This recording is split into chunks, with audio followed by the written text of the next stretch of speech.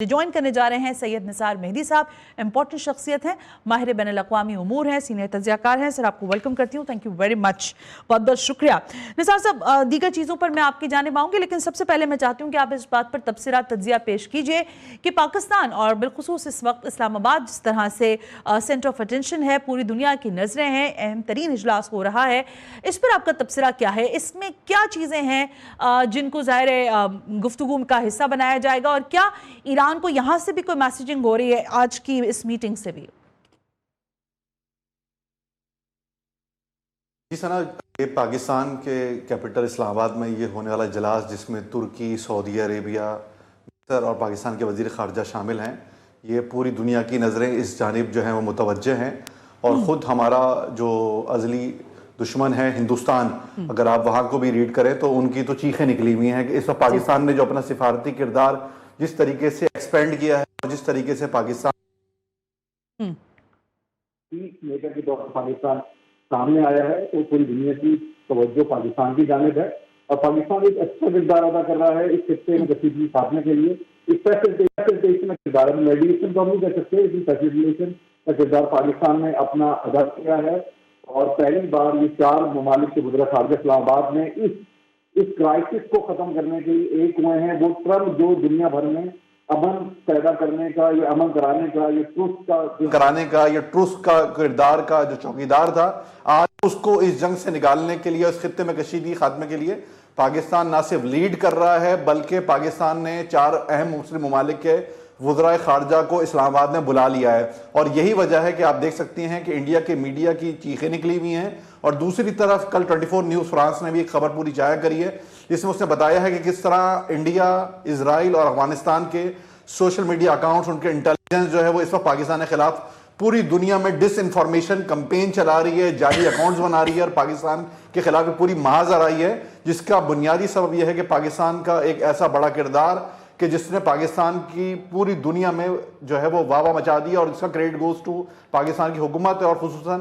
Chief of army staff یا CDF general Asim Munir ہیں، کہ جن کے بارے میں امریکی تبصرہ نگار، وہ ہندوستانی تبصرہ نگار یہ کہہ رہے ہیں کہ ایک وقت میں وہ ایران سے رابطے میں بھی ہیں اور ٹرمپ سے رابطے میں بھی ہیں، اور وہ اپنے ہی وزیر اعظم مودی کو لعن طعن کر رہے ہیں کہ تمہاری نااہلی اور ناکام خارجہ پالیسی نے انڈیا کو آئسولیٹ کر دیا ہے۔ جی بالکل درست۔ نثار صاحب، یہ تو امپورٹنٹ بات ہے ہی، کیا آپ سمجھتے ہیں کہ ظاہر یہ جو اجلاس ہو رہا ہے اس میں میسیجنگ بھی ہونی ہے،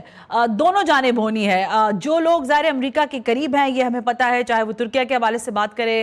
یا آپ سعودی عرب کے حوالے سے بات کریں، آپ سمجھتے ہیں، اور بالخصوص پاکستان، کہ یہاں سے بھی دونوں جانب جن کے مابین ڈائلاگ ہونے ہیں، یعنی امریکہ اور ایران، یہاں سے ان کی میسیجنگ بھی آپ کو نظر آ رہی ہے کہ یہاں سے بھی کچھ چیزوں کو ڈائلاگ کا حصہ بنایا جائے گا، یا ان کو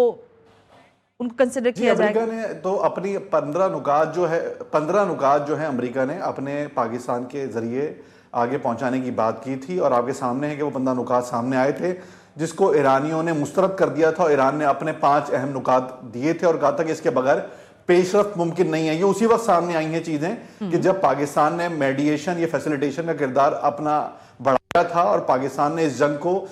کوشش کری ہے کہ وہ ایک بڑی جنگ میں تبدیل نہ ہو، اور پاکستان کا یہ کردار دونوں طرف سے ایکنالج ہو رہا ہے۔ کل بھی پاکستان کے وزیر اعظم نے، پاکستان کے وزیر خارجہ نے ایرانی صدر پزشکیان سے بات کری ہے، ان کے وزیر خارجہ سے بات کری ہے، تو پاکستان مسلسل ایرانی قیادت سے بھی رابطے میں، دوسرا امریکی حکمرانوں سے بھی رابطے ہیں، وٹکوف، جیرڈ کشر اور دیگر اعلیٰ حکام امریکہ کے جو اس معاملے کو دیکھ رہے ہیں، وہ اس وقت پاکستان سے رابطے میں۔ ایون آج یہ دیکھ سکتی ہیں کہ امریکہ کتنا زیادہ ڈیسپریٹ ہے اس معاملے میں، کہ جو اسحاق ڈار صاحب نے اس میٹنگ کے حوالے سے اپنی پوسٹ کری ہے، وہ ٹرمپ نے اپنے سوشل میڈیا اکاؤنٹ پہ پوسٹ کر دی ہے۔ تو یعنی اتنی زیادہ توجہ امریکہ کی اس جانب موجود ہے، تو اس کو آپ اگنور نہیں کر سکتی۔ یہ میٹنگ بہت اہم ہے، اور پاکستان کا یہاں پر اس میٹنگز کو ہوسٹ کرنا اور میڈیشن کا یہ فیسیلیٹیشن کا راستہ نکالنا، اس وقت خطے میں جو موجود کرائسس ہے اس سے باہر نکلنے کے لیے راستہ نکالنا ایک بڑا کام ہے۔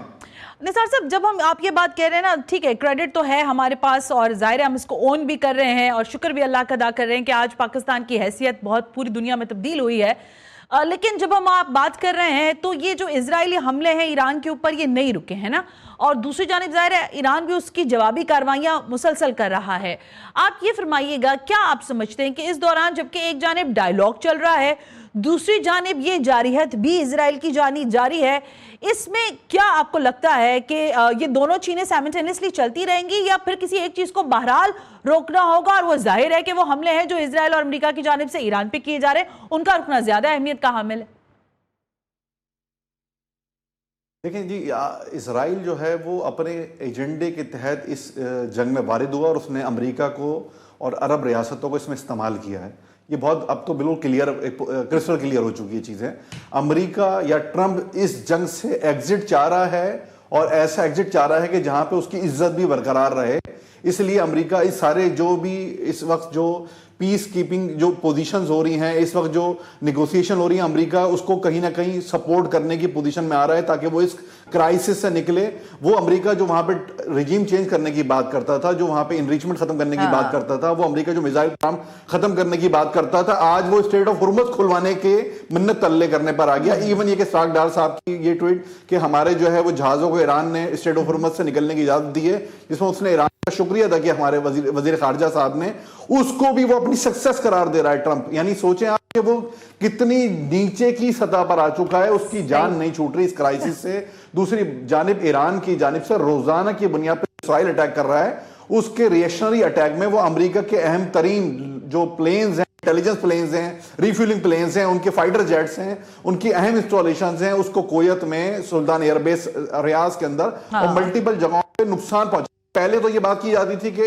ان ممالک میں امریکنز بیسز موجود نہیں ہیں، لیکن آپ جو اس کے جو ملبہ آ رہا ہے جہازوں کا، ان کے جو جہاز جو ڈیمیج ہو کے وہاں پہ اتر رہے ہیں، وہ یہ بات ثابت کر رہے ہیں کہ یہ وہ بیسز تھی جو ایران کے خلاف استعمال ہوتی رہی. اور ایران نے ان ممالک کی انٹیگریٹی پر، ان ممالک کی اپنی جو اسٹریٹجک پراپرٹیز ہیں اس پہ حملہ نہیں کیا، بلکہ ان ممالک میں موجود امریکن ایئر بیسز کو ہی ٹارگٹ بنایا ہے. اور امریکہ نے جو خیانت کری ہے وہ آپ کے سامنے کہ اس نے اپنے اور اسرائیل کے مفاد کی خاطر مسلمان ممالک میں موجود جو اپنی بیسز تھیں وہ استعمال کری ایک مسلم ملک کے ایران کے خلاف. تو یہ ایک پوری سٹوری ہے. دوسری جانب یہ کہ اسرائیل کے پاس اس وقت انہوں نے کلیئر کہا کہ ہم ٹرمپ کے ماتحت نہیں ہیں، ہم ٹرمپ کی سیز فائر نیگوسیشنز کو قبول نہیں کرتے. اسرائیل اپنے آئی ڈی ایف آزادانہ طور پہ اپنی کارروائیاں جاری رکھے گی. لیکن دوسری جانب آئی ڈی ایف کی جو انٹرنل بات آ رہی ہے وہ یہ کہتے ہوئے دکھائی دیتا ہے کہ ہمارے فورس جو ہمارے